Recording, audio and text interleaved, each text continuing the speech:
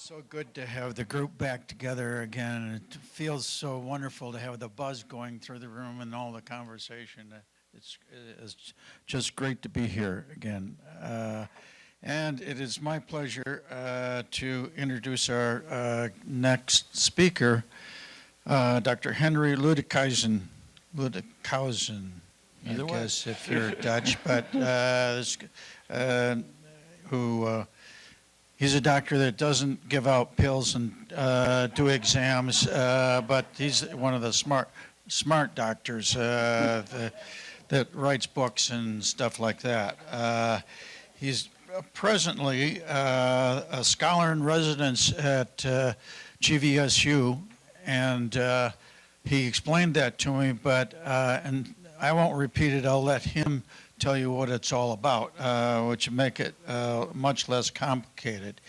He did grow up here in the area in Hudsonville, went to Calvin College, and got a PhD from the University of Virginia, then came back to Calvin, was there for about 30 years teaching art history. And specializing or subspecializing, as we say in medicine, he's subspecialized in Dutch art, and Dutch art from 1400 to 1700, and that I'm eager to hear that, because the only two Dutch artists I know of are Rembrandt and the Van Gogh. So they're not included in that time period, I don't believe. So anyway, he's authored some textbooks, has numerous exhibitions, served as president of the Midwest Art Society and the American Association of Netherlandish Studies. Currently working on another book and helping organize an exhibit that's coming up in the Grand Rapids Art Museum. Is that this fall or next fall? This fall? No, next fall. So we'll look forward to that. His interest in the visual arts closely linked to his desire to learn more about cultural beliefs and practices of others.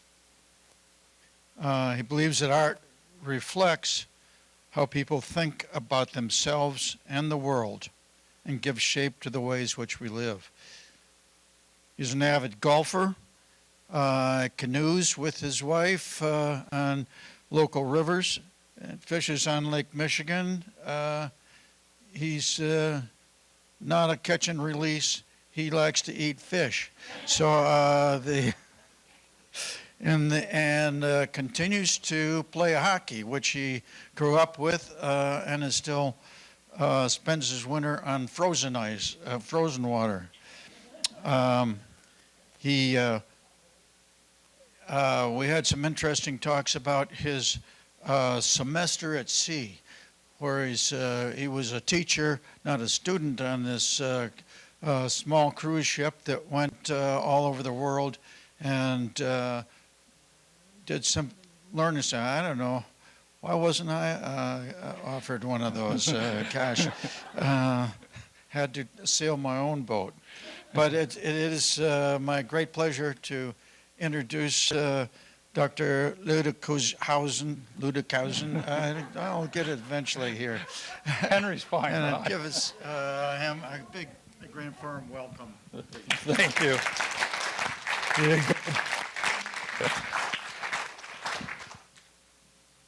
Okay.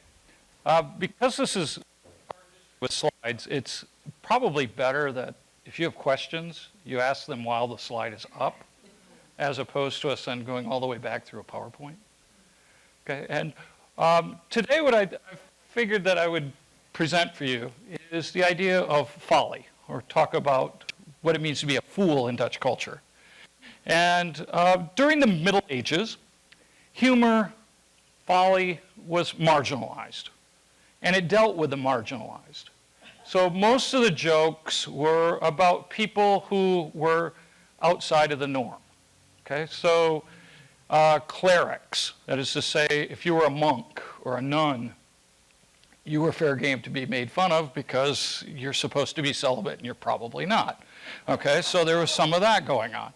There are jokes about, others, so to speak. So if somebody had a physical disability, okay, this is nasty, but they would make jokes about them, okay? So there are lots of things that are about humor, or peasants, that would be somebody else, or farmers, okay? They'd be poke fun of them because, again, they're not at the central core of things. The other way it was marginalized is that only the minor arts really dealt with humor.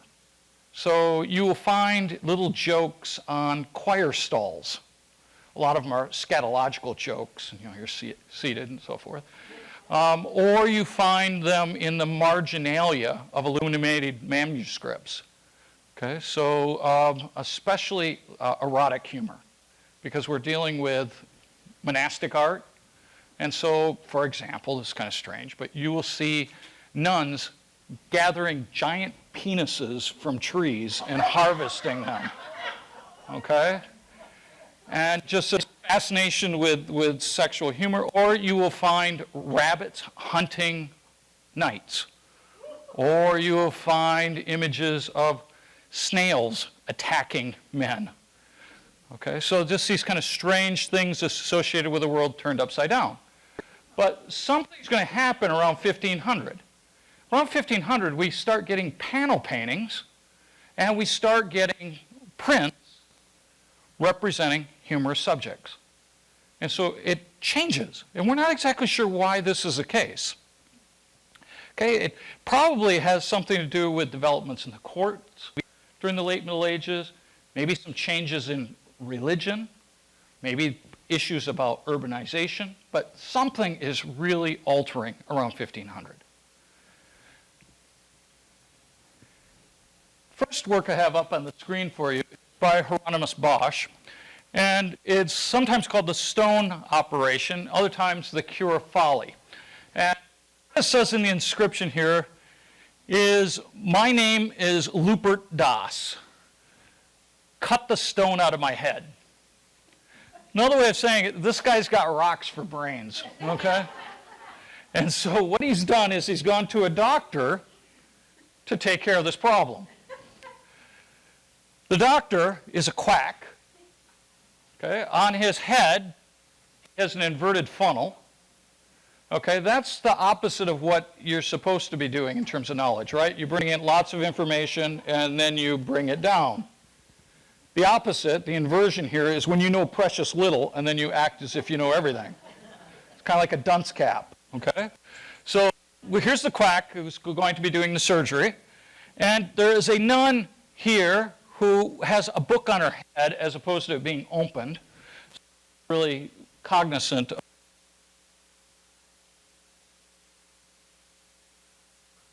to help with the surgery. The assistant is wearing a cowl, so he's also a monk.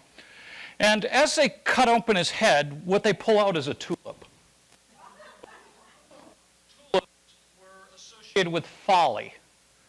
So his foolishness is coming out of his head. Bosch also represented this work, a ship of fools. And in the ship of fools, we have, again, a nun and a monk, and they're making less than beautiful music together, okay? So you kind of get the idea of what they're doing. There is also this image here on the side where the woman is dominant over the man. That's a little iffy in terms of the culture. There is a suggestion of alcohol all over the place, okay? You see all these jugs, even on the side. And this guy's in the water, and he's got his great big wine glass out there, hoping to get some more. In Dutch, the phrase you can use for intoxication is they're swimming in it. Okay? So these people are really drunk. And as all of this is going on their makeshift boat, there's an owl on the top. Owls in Greek culture are associated with wisdom. In Dutch culture, not so much. Okay? In Dutch culture, are thought of as creatures of the night. They're predators. They are ones that go after the vulnerable. And so a lot of times they'll be associated with witchcraft or with foolishness. Oh, thank you. Oh, perfect. Oh, there he is. Okay, right there. And you can also get the phrase to be as drunk as an owl, because owls have great big pupils.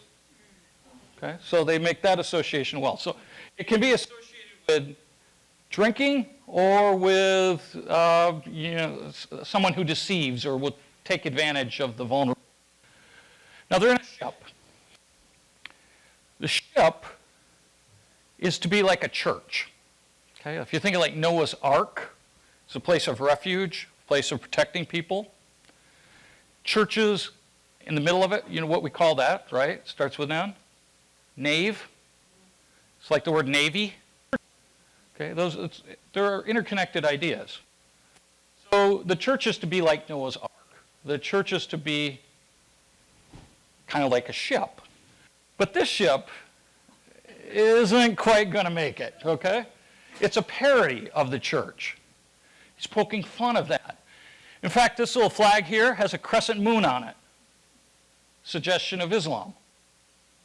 Okay, but it's not Islamic. You know, it's just somewhere kind of in between all this. And it's makeshift, and as I said, they're partying like crazy. It's probably carnival, if you want to think of the time of year. So that's down, and it's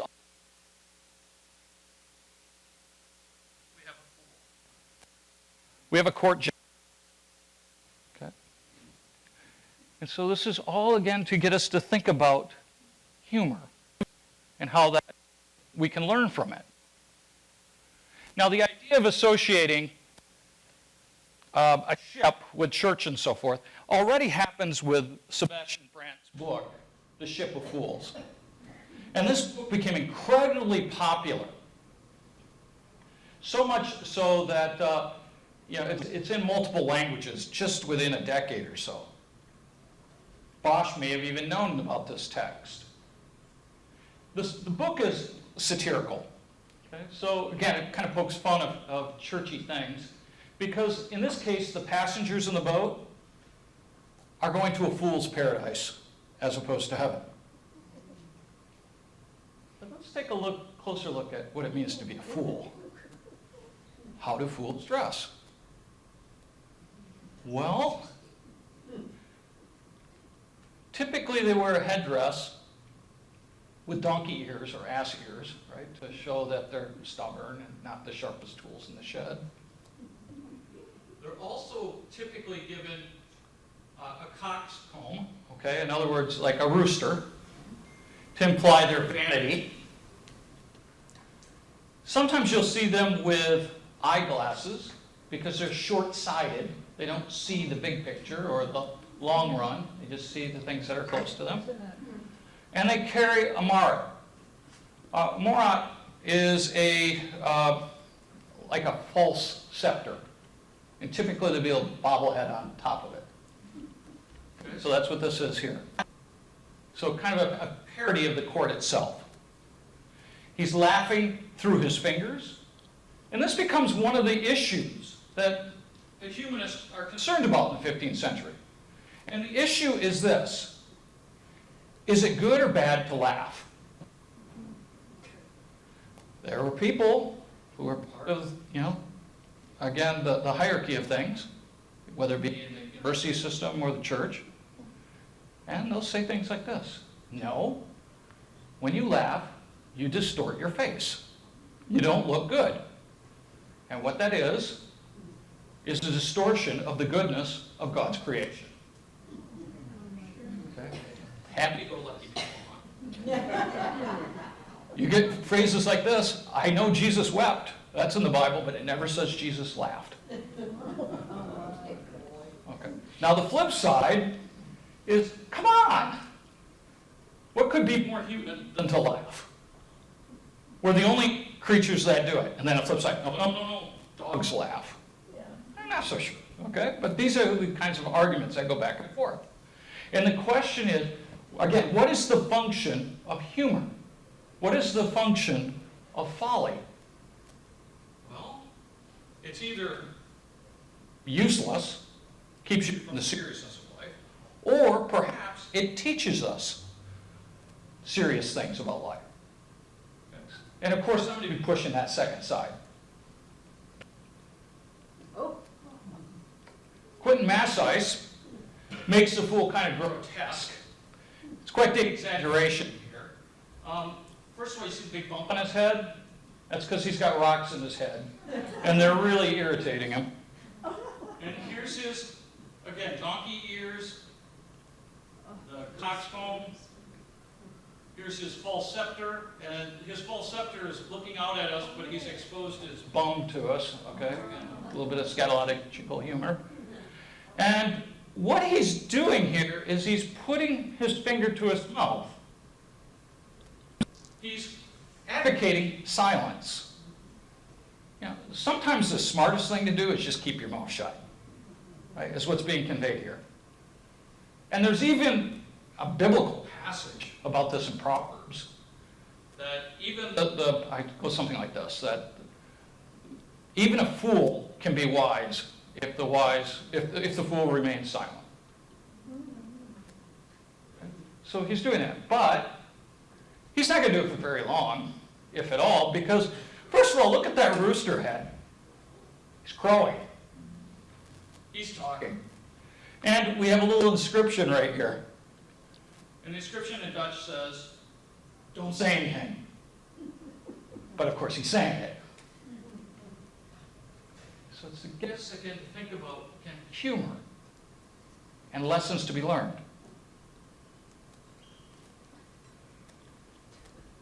Lost painting by Bosch, just done by a follower, called The Conjurer. Oh, shoot, too much light. What I want you to see is this creature right here. I don't know if some of you can make it out in the front. What we've got, oh, perfect, okay. Ask and you shall receive. I like this, okay. Maybe now you can see him. Can you see him? All right, so here's the conjurer. He's doing a shell game, all right? And so you look at the shell game, and this guy's really preoccupied with what's going on. The guy here, the magician, is holding a basket, and his basket's an owl. So we know there's some deception, maybe less than goodness happening here. But what I want you to see is this little dog that nobody can see. This little dog is wearing a court jester's outfit. He's got little donkey ears, and he's wearing jingle bells. Okay, so you have that sense of folly being presented with the dog. Now, as this guy is so preoccupied watching the trick, what he doesn't realize is this man right here, who's short-sighted, okay, because he's wearing the glasses again, is picking his pocket. Okay, so really a question of who's the fool in the picture.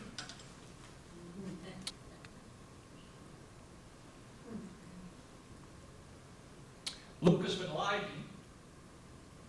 plays on the idea of folly as well. What we have is a young man in a tavern, which is also functioning as a brothel.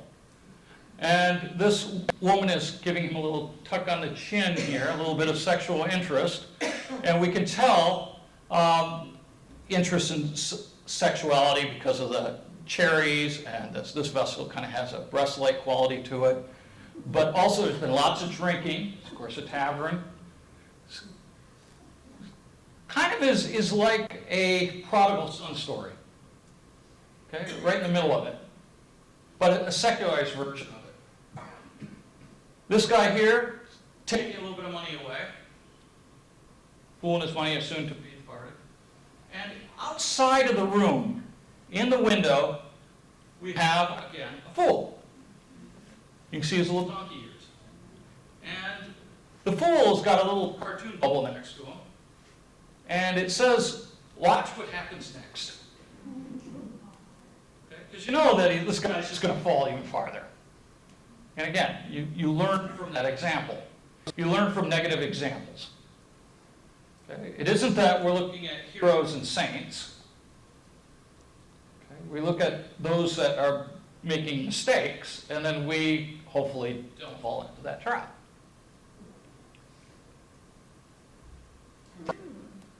This can't be the prodigal son. He's way too old. Okay? But it's the same basic problem. in this ill-matched couple, this man right here is taking a risk. He's gambling. Okay? You have cards with hearts on the top. Okay? He's gambling, thinking that she really likes him. Okay? But she's basically a harlot. And as she's playing with his chin, and he's groping her breast, she's taking her other hand, and she's pickpocketed him. And she's handing it to this fool, who's probably also a pimp. You kind of wonder, this is a painting about this big, it's in the National Gallery today, okay? But it used to hang in somebody's home. And you kind of got to wonder, why would you put a picture like this in your house? Again, it's to show that, well, our house isn't like that. It becomes an anti-home. It becomes, again, a way of laughing at what it means to be human, at our foibles, at mistakes, but at the same time providing a moral lesson.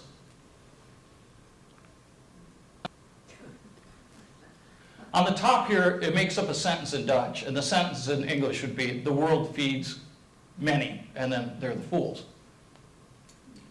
The fools here are shown to have a great big, well, one has a great big wooden spoon.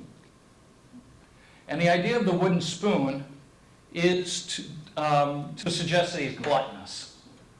Okay? And gluttony is thought to be the most childish of all the 7 vices.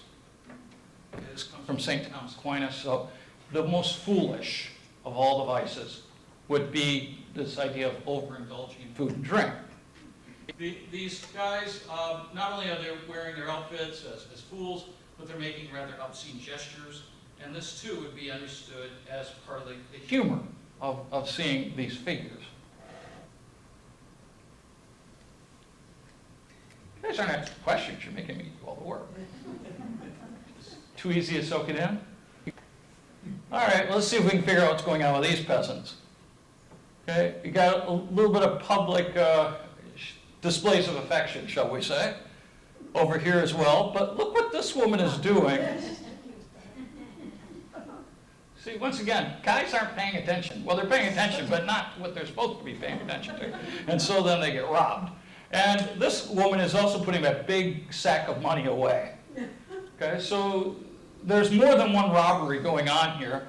And as this woman is hugging him, if you look closely, you'll see that she's also grabbing his purse. And meanwhile, here is our fool who's paying attention to all this, who knows what's going on, who sees it.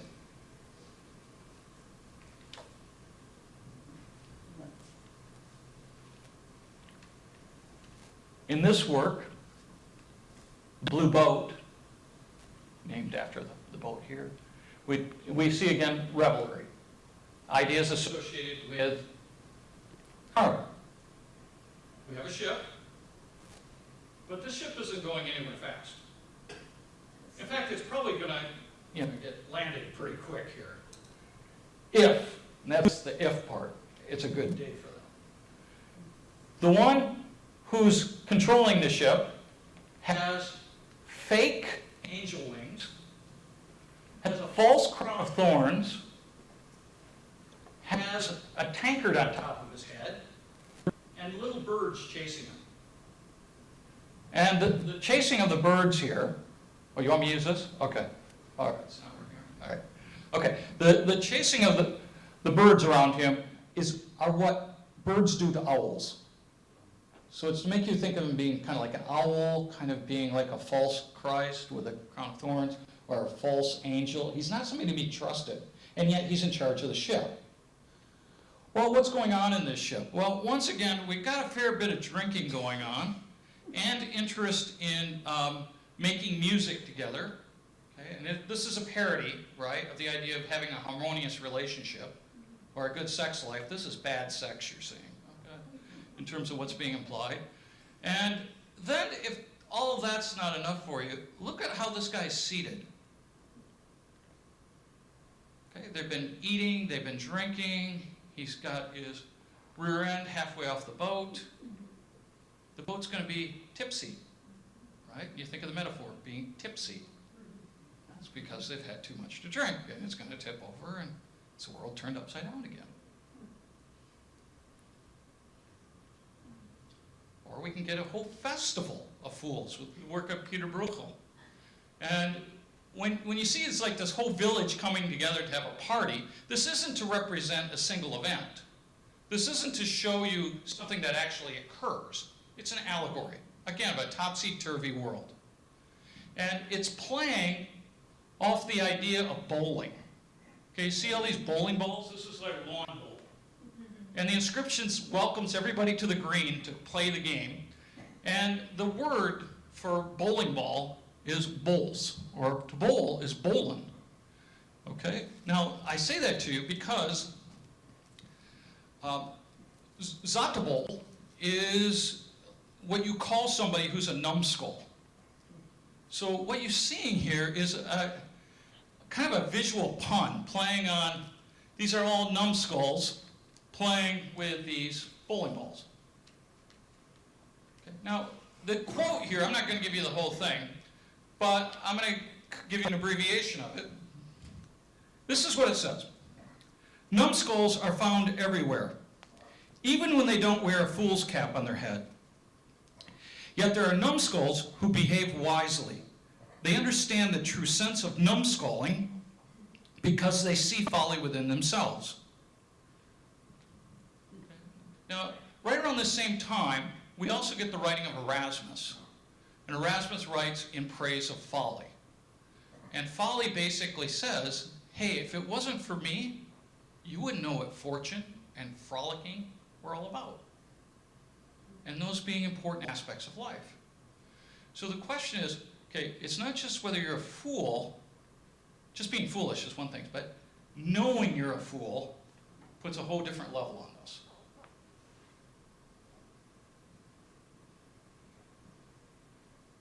Another print by the artist Bruegel shows us an elderly scholar, and he's pointing in a book, and what he's pointing to is a parody of the word alchemist. Okay? If you say this in Dutch, alchemist can mean a ruined one. Okay? If you split it in two words. So we're going to see the ruin of someone. And the person that's being ruined is the alchemist. So an alchemist is somebody who is hoping to make gold. Right? You know this, right? The philosopher's stone. He's in this quest. And this guy's doing all he can in this project. He's assisted by, again, a fool. You can see the little donkey ears in his headdress. And the fool is kind of fanning the flames. In other words, he's getting the guy's passion even more intense for doing the alchemy. Meanwhile, you look at the man's wife, and she has an empty purse. There's no money. And you get these kids who are playing in the cupboards, and the cupboards are going to bare. So basically, what we're looking at in this print is how somebody's being really foolish with their time and with their resources, and it's leading to road to ruins. Because where's all this going to result? In the background, what you have is a family of beggars. Okay? So the lesson is, don't be like him. Right? Because that's where this could go.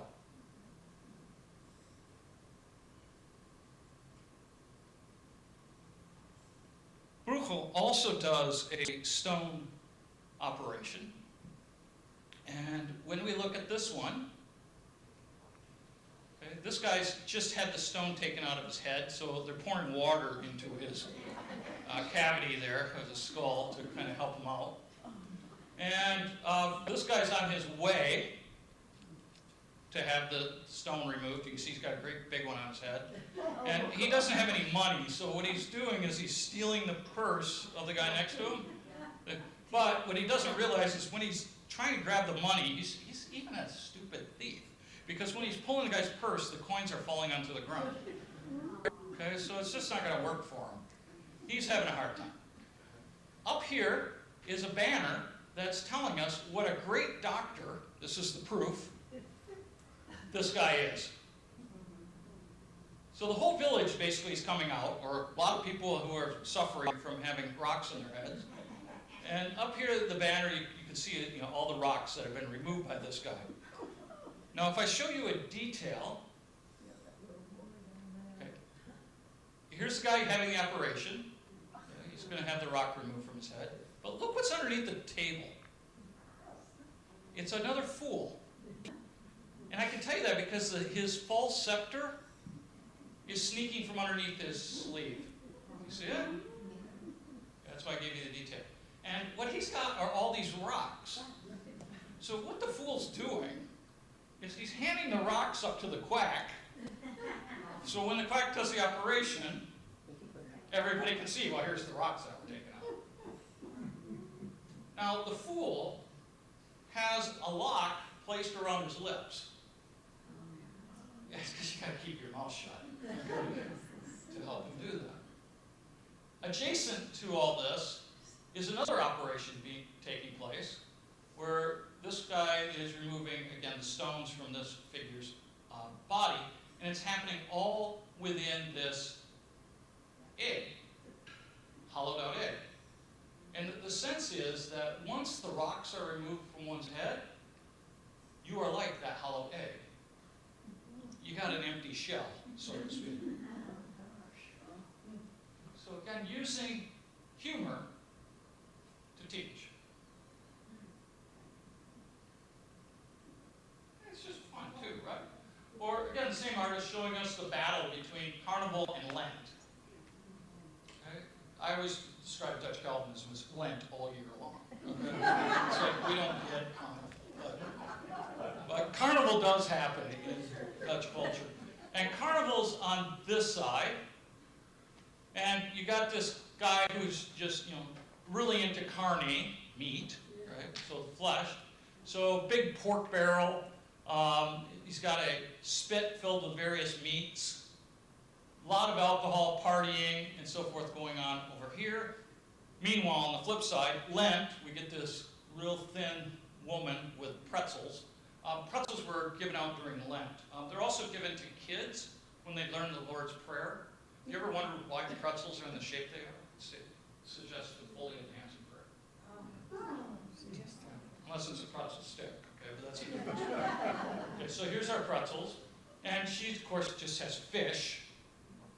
And you got the church in the background here, and people giving alms and doing religious activities. But the part that I want to draw your attention to is in the middle. On the other side of them. What we have is two pilgrims, a man and a woman, and they're being led by a fool. The fool's carrying a torch in the middle of the daytime. The fool's got the little ears again, in kind of an exotic outfit. And you don't know which way the fool's going to lead the couple. Is this a kind of folly that one learns from, or is it just being foolishness? It's kind of in between. And then we're to think about ourselves in that regard as well.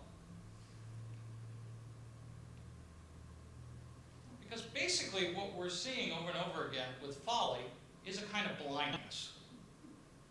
And so in this painting, what we have is the blind leading the blind. And of course, what's going to end up happening? They all land in the ditch. Okay? Now, it's a biblical phrase and so forth, but the way he's thinking about this is not just literally representing the story, and it's not even just about physical blindness. It's the idea of being spiritually blind. Okay? That in our kind of failure to see the truth, you got the church here in the background, we're all going to go awry. We're all going to, we all do it to a certain extent, the artist is suggesting. We follow fools. So let's take a look at everybody. So literally, the name of the painting, or the drawing here. So there's a story from ancient Greece of Diogenes. Diogenes is looking for an honest man. And so what he does is he takes a lantern during the daylight and looks at various men, okay, to try to find somebody really good. Well, the artist here flips that. He flips it around because there really is no honesty that one could find. What we find instead is everyone is preoccupied with their own self-interest. So this elderly gentleman here, wearing again spectacles, is repeated over and over again. Can you see him? Here he is again in the barrel. Here he seems to be over here, over here, over here, over here, over here. And on many of these images, you will see his name, Elk, or everyone, printed on it. In addition to that, on some of these items, you will have inscriptions. Not nobody owns this one, for example. Okay, but just these kind of rummaging through all these boxes and barrels and baskets and so forth to try to find out what they can get out of it. Even the idea of violence here, tug of war, you know, everybody wants their share. Everybody wants their place in the sun, so to speak. Everybody wants to have whatever they can possess. And it leads to a kind of violence. So we have an army encampment here, just like you got the tug of war. And you got this single person walking up to a church, but you really don't know if the person's walking to church because they're pious or because they're trying to get something out of it. Okay, in terms of possessing. So all these people are probably the same.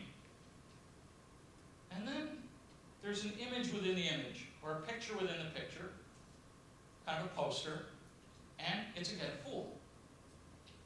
And underneath the fool is an inscription.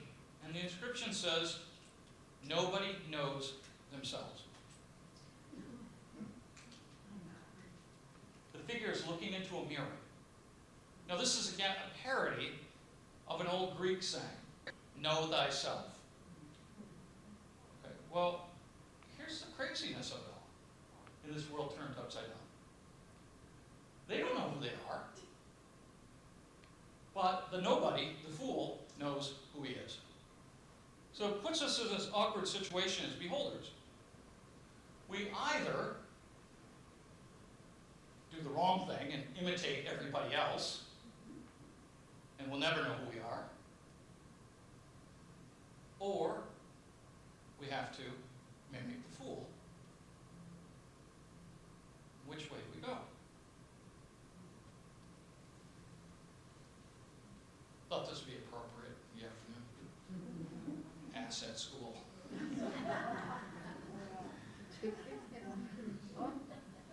We'll start with our instructor here. The instructor is spending a whole lot of time doing discipline. Right?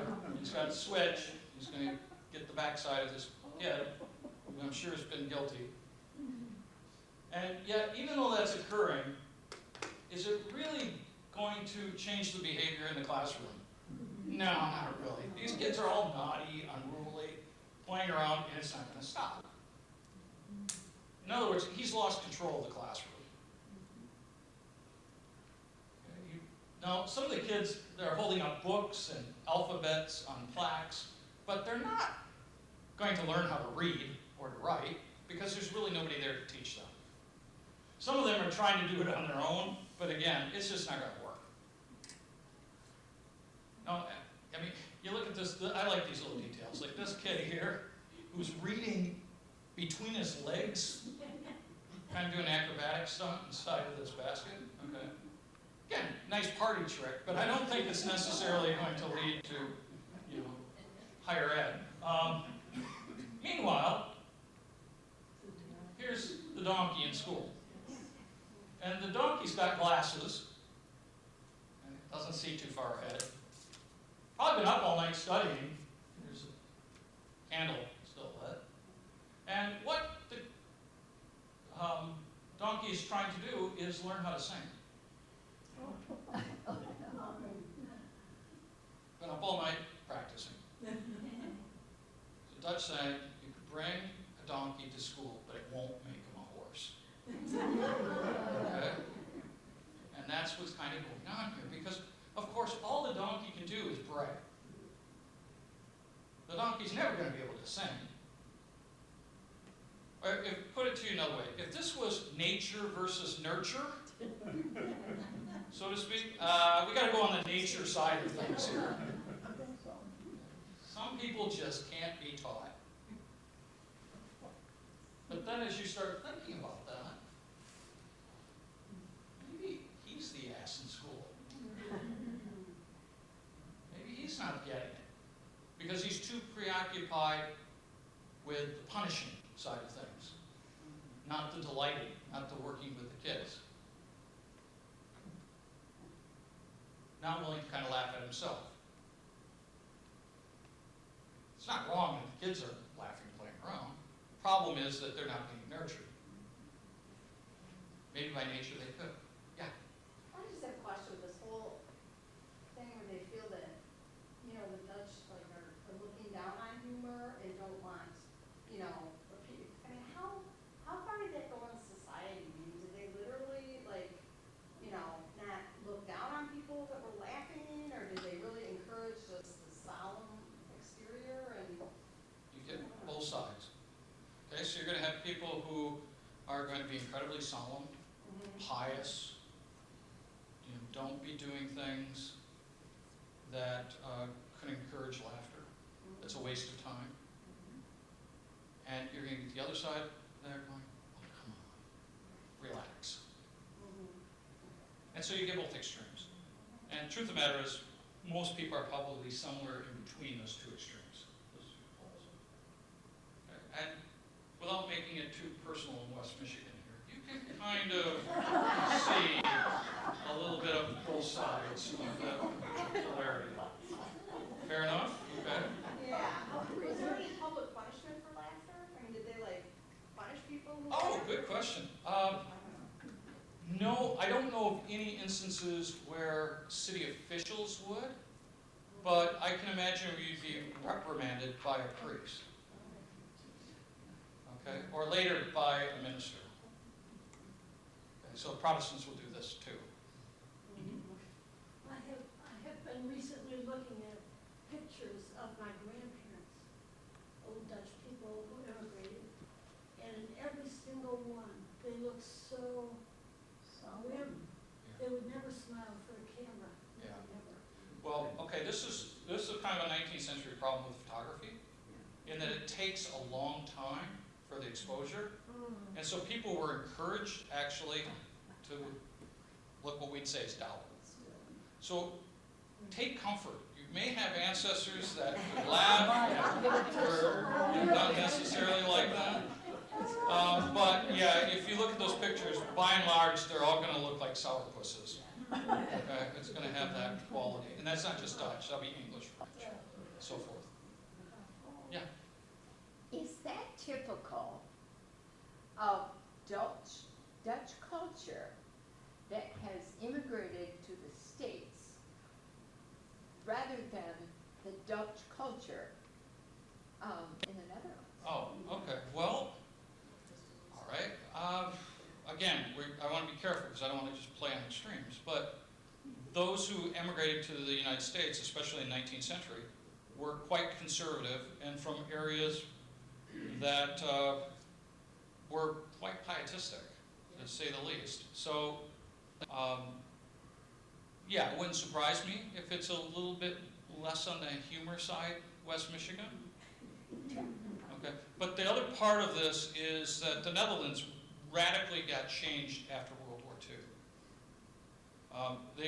They went from being the most churchy of all nationalities to the least in one generation. Really? Yeah.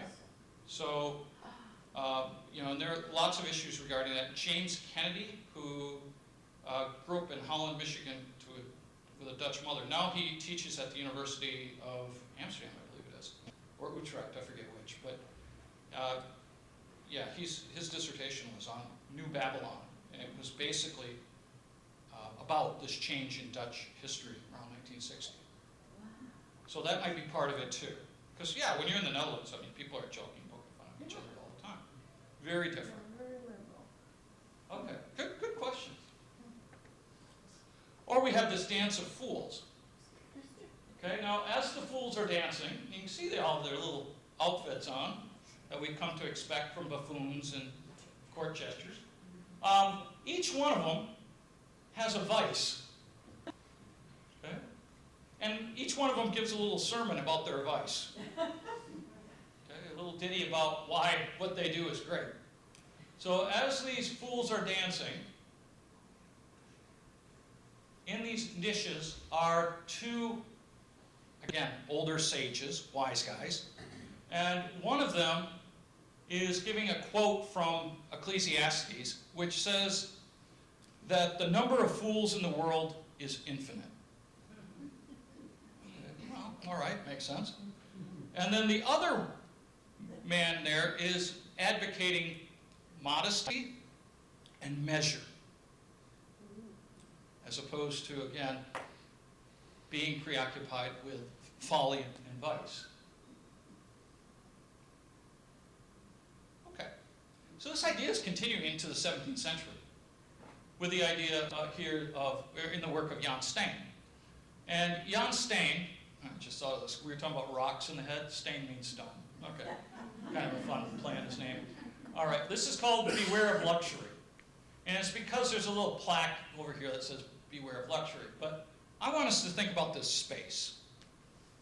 The space gives us, again, the world turned upside down, or topsy-turvy. It's a household that's, well, got issues. Okay? In Dutch culture, you know, cleanliness isn't next to godliness. It is. Okay? And this house is a mess. Big problems. Woman comes in with her finger wagging, and all of us know what that means, right? Admonition. It's not right, but she's going to be ineffective. She doesn't really have the tools to persuade anybody, if anything. Then, she's next to this guy right here, who's got a book open. Hers is in her hand. She's, you know, not really paying attention to the book. Notice what's on this guy's shoulder. He's a quack. I know, bad pun. He probably can't even read. Again, they're not going to solve the problems of this household. Then you got this couple. Their legs are intertwined. They've been doing a little afternoon delight here. Okay, he seems kind of happy. She's smiling. Got a great big wine jug. And she has it open by her leg, okay, which is a little risque to say the least. And she's got her hand up his pantaloons here. So something's a little risky going on there. Then behind them there's this guy who's fiddling, again making us think of music making. Meanwhile, what's probably her mother, or the matron of the house, is asleep. Why is she sleeping?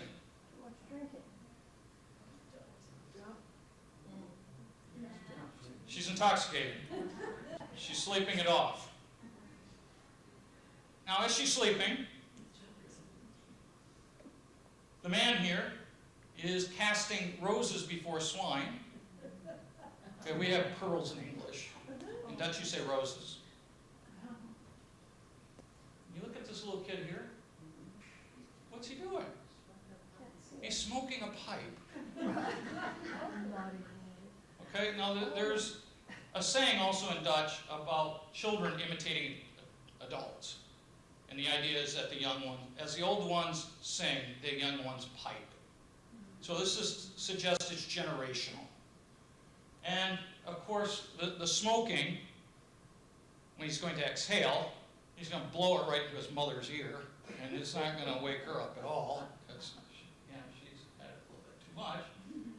Here's a kid playing in the cupboards. And then you got a kid in a high chair who's got jewelry and coins and is acting like a household cat, just, you know, knocking everything off a table. So the kids aren't being good, they're being naughty. And then you got a dog on the table eating a meat pie, which is probably going to be their lunch. This isn't right. Up here, we have a clock, and it's been stopped by a monkey. And it's because, in their folly, they've forgotten what time it is. And where is this all going to lead? In this basket is a sword, crutches. Those are things that are going to be associated with either violence or injury or becoming a beggar, if you want to think about acting as if you're walking on crutches. Any of those three, not so good. Okay? But that's what he's indicating here. Now in this work, and in many of the ones I've been showing you, you learn through opposition. You see what others do, and yeah, that's not such a good thing. Okay? It's the opposite of looking up to somebody as a moral example. It functions kind of the same way, you're just doing it from opposite poles.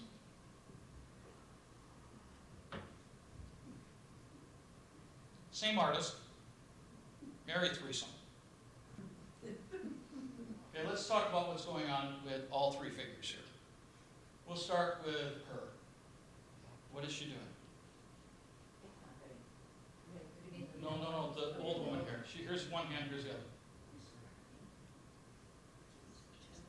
Can you tell what's in her hand? Big wine glass. Okay, so she's having a good time. Okay, she's had a few drinks in her. She's giving him a little hug, being a little playful with him. Another big wine jug right here. So there's more. Okay, now the young lady. What does she do? She's taking his pocket, looking into his eyes. Hey, he thinks, hello, hello, hello. And he's saying goodbye to his money. Okay. Now, as you look at the gentleman here, he's tuning his instrument. Okay, and you can think what you want about that. I didn't paint this, okay? Of all possible places to put his pipe. Okay? And he's looking at her. Now here's the thing. It's a self-portrait. So the artist is showing himself as being like the old lech that I showed you in the ill-matched couple. Or being kind of like a prodigal son. Okay? The idea here in all the theater is to, again, laugh at oneself. Is there a significance to the elongated noses in the older women that are portrayed? You can, yeah, you can, okay. What was the question? The question is about the kind of elongated noses, or maybe the less attractiveness of the older women. Okay. This wasn't a subject I was going to get into, but I'll answer your question. Okay, where this is going to lead is to what are sometimes called brothel paintings. Paintings of propositions of prostitutes. And in these paintings, you would have the man who's interested, the customer, a beautiful young woman, and then the madam. Okay? And she would function kind of as, I guess, like a pimp or what have you. And so what they do is they make the older woman look ugly and give her features, like you're noticing the exaggerated nose, to create an opposition to the appearance of the young woman. Because you want to make her look good, because otherwise the enticement doesn't work. So that's why she'll look a little bit nasty. So here it's a little bit that way. Well, this is 17th century. You're going to get more and more of these kinds of pictures. And again, these would hang in very, how should I put it, upright Christian households. Yeah, scenes of prostitutes. Weird, okay? But it's because of the way this culture works in terms of seeing the folly of others. Okay, good question. All right. Last one I've got for you today is from a book of emblems. And basically what it says up here is everyone has his own. And then the little saying here is, this is mine. So what we're to think about here again is the idea that we're all foolish. That to a certain extent, we all have our foibles. That there's a kind of importance to a learned ignorance, so to speak. that recognizing who we are fosters, of course, more self-consciousness. So I hope what you got a sense of today is that laughing at ourselves can be quite educational. Okay? But even if it's not, it gives us the opportunity to celebrate life, and it gives us a moment where we don't have to take ourselves so seriously. And that's what I want to close with for you today. So thank you, and if you've got questions, I'm more than willing to answer. Yeah? Is this sort of a function of humanism coming into play at that time? That the humanist does see himself as he is and recognizes his own folly as well as... Exactly. So you know, a Renaissance humanist would typically want to address two sides of us, right? We have, all of us are going to have our sense of fallenness, okay, or our limitations. We're still part of this world. But we're also going to be understood as being kind of the pinnacle of creation. So we have this spark of divine within us. And so it's this tension that they're grappling with. And that's, I think, in many ways what you're seeing here too, right? It's more on that negative side, at least when we first think about it. But ultimately, there's that understanding that we can learn from this. And that if the smartest thing in the world to do is to say we're idiots. And that's that moment, yeah. The emblems were a kind of tradition in the 16th, 17th century, and they're small. This is quite small. Yes. But the others, the burgers are not small. No. Some of them not in the same tradition. So there's a tradition of the emblems which are related to wisdom and folly and wisdom, but the Bruegel's not part of that. Yeah. So, well, the Bruegel, we're not exactly sure how much he's reading in terms of Erasmus and some of that literature, or how closely he might be aligned to emblems. Chances are better that he was tied to theater, because they're having theatrical performances, plays, where they're acting out this kind of folly, just like they are in the imagery too. So it's probably more out of that tradition than out of the literature, emblem, things that I'm showing you, for example, here. But foolish and wise begin to displace good and evil and sacred and profane. Yeah. So it's more a part of the general culture and not so churchly oriented. Yeah, exactly. I mean, it's very difficult at this period to differentiate. They get blended, what's sacred and what's profane. And the same thing's happening between what's wise and what's stupid. And they're sorting these things out. You know, we're all between good and evil, all between being wise and foolhardy. So, There's a difference between being good and evil and wise and foolish. agreed. But I'm saying those are the analogies they're working with. Yeah. Is the symbolism of the fool, is that strictly Dutch culture, or would these cartoons be understood in England or France? And okay. The same things are being used throughout Europe. And you just have to think of playing cards. Okay. The Joker Yeah.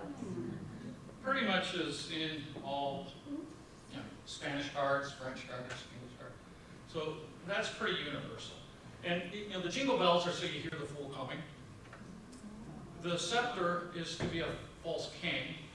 And then it's got a head on, so you can kind of be like a ventriloquist. You know, it's the thing that's saying it, not me. Okay. And yeah, the coxcomb, that too you find in many other European cultures. Good question. Yeah.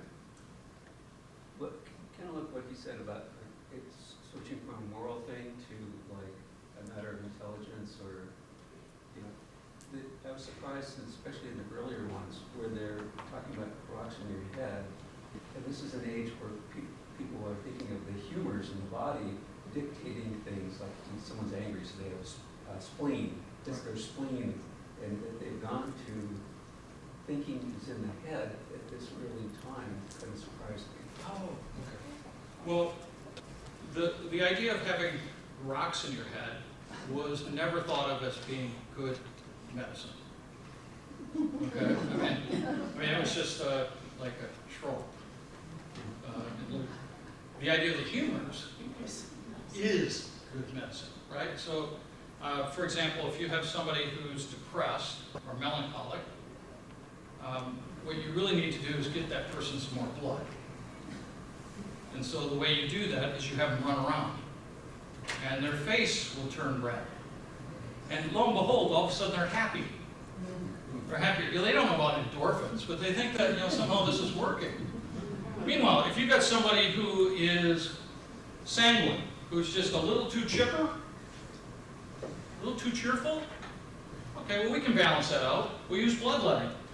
And lo and behold, those people calm down and so, those are the kind of science things that they're doing. Now, we look back on those, and yeah, that's not good science or medicine either, but it's different than the putting rocks in one's head or taking them out. So do you think that the person that might have commissioned some of these had a theme in mind and said, just, this is what I want, or they just wanted something, a painting, and the artist just painted whatever they wanted? Well, usually when there's a commission, it's a bit of give and take. Okay. So, how far it goes on one side or the other is impossible to tell. Yeah. So, do I think that the patron had a say in terms of what they were getting? Of course. But did they sit down and tell the artist how to do every little thing? No.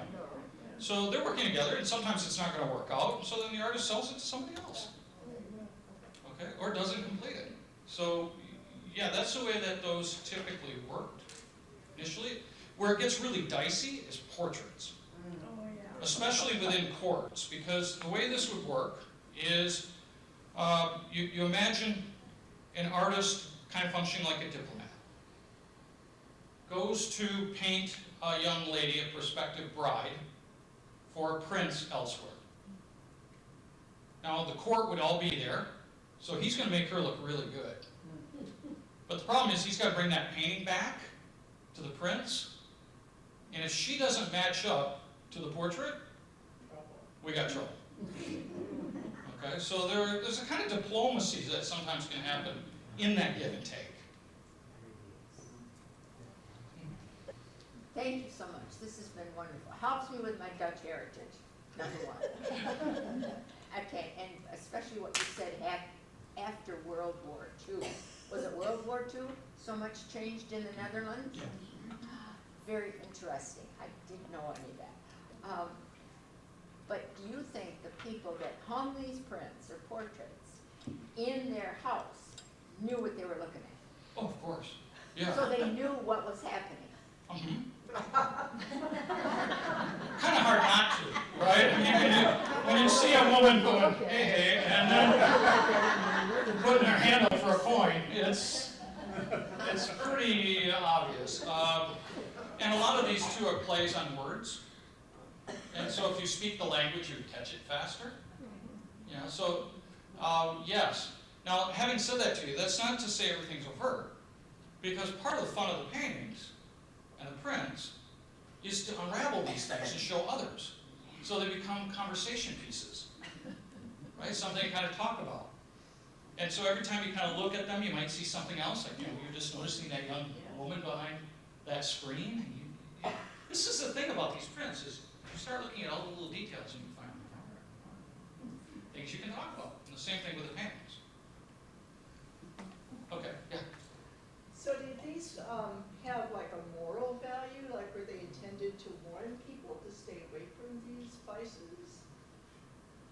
And then I want to make another question about that also is, people would laugh at these things, I would imagine, and so they would,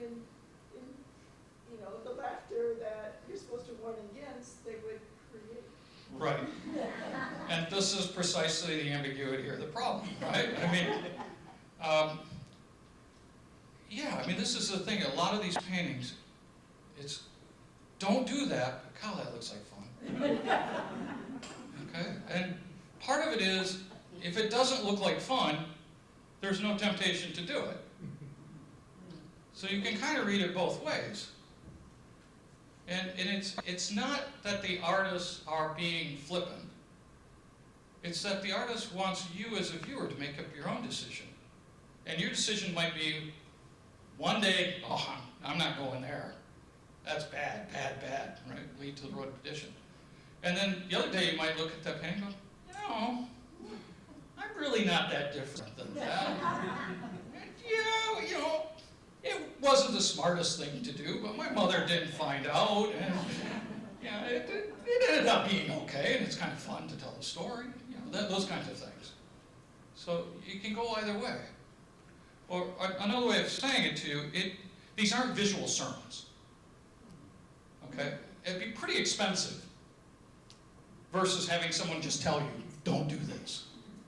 Okay? So there is a kind of delight and a kind of pleasure in that, looking. And that becomes a very important dimension to it all. So if we reduce it down to being a moral allegory, we lose a lot of the richness of what's in front of us. So I want it to be, both and. Fun. That's good. Yeah. Were any of these political, or did they have a politician or a mayor's face painted into the one of the ridiculous characters? Yes, that happens too. I didn't show any of that, but there are examples where you show theologians, lawyers. I showed you a little bit of doctors. Sorry to pick on you a little bit here. But bankers, all kinds of people that you imagine in high stations in life being brought down a peg in terms of their vocations, but then also particular individuals. Just a little bit of a jab. And what's kind of interesting to my mind is when we look at the vocational ones, like the ones that are poking fun of lawyers, we think that who purchased them primarily were lawyers. And the ones that poke fun of bankers probably were purchased by bankers. Dentists, I can show you that, quacks, so these are very, satirical, but also they're enjoyed by the very people that are being mocked. Self-deprecating. Exactly. Yeah, and that's part of, again, the cultural humor, right? It's the idea of the worst thing to have is hubris, pride, right? Because then you're going to fall. Just when you think you've got everything perfect, it's not. You're better off thinking things aren't going so smooth, and then good things happen. Yeah. Of course, I'm not advocating all this stuff. Did they say in the beginning that he's an artist in residence? Other questions? Okay. Well, thank you much. It was a pleasure.